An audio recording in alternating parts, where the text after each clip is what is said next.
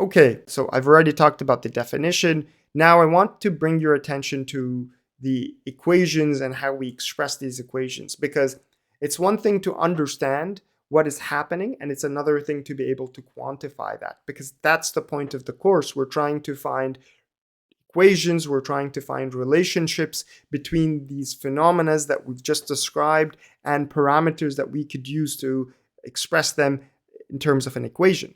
So these microscopic mechanisms of conduction can be related to macroscopic quantities like temperature difference, like heat transfer rate. And that is exactly what Fourier's law represents. So Fourier's law allows you to calculate how much heat is being transferred from just conduction. So if you look at an example over here for a one-dimensional plane wall. So let's say you just have a plane wall with one temperature on one end, and then let's say a lower temperature on another end, which is T2.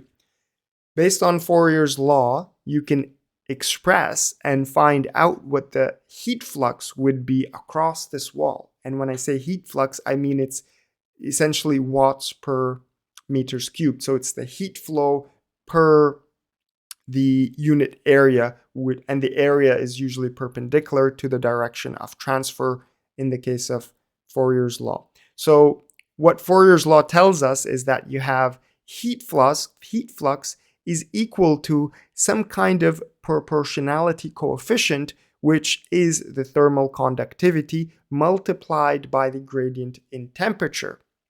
Now, you might be wondering, why is there a minus sign here?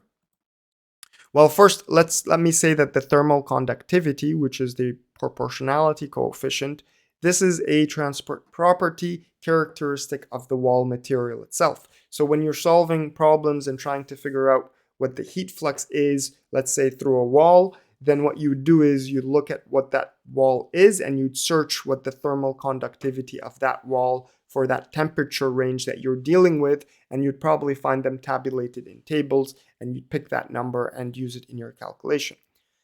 Now, regarding this minus sign, you might be wondering, why is there a minus sign in the equation? This is just due to the fact that heat is actually being transferred in the direction of decreasing temperature. If you look at this gradient, the temperature decreases from T1 to T2, and so you'd have a negative slope. And if you put the gradient into this equation, it will give you a negative heat flux. But we know that, the heat flux or the heat flows from the direction of high temperature to low temperature. So it wouldn't make sense to see a negative heat flow when you know that heat flow actually exists and flows from the high temperature to the low temperature. So the reason that the minus sign is added, it just allows for the heat flow to be reported as a positive number in the direction of decreasing temperature. Okay, so now you have this equation, and so if you integrate this equation, you will get the heat flux is equal to the -1 multiplied by the thermal conductivity multiplied by the temperature difference, so T2 minus T1 over the length of the wall through which the temperature gradient exists. And so this is probably what you're used to seeing when you're looking at Fourier's law. Now, how do you convert this heat flux to heat flow? As I said, heat flux, the units of it is heat flow per unit area.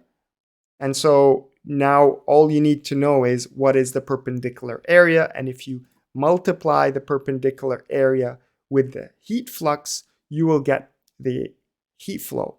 So in this case, if this is the wall, the example we're looking at, you have the height of the wall and you have the width of the wall, and that if you multiply the height and the width together, you get the perpendicular area, and that is the perpendicular area for which the heat transfer or the heat flow flows into.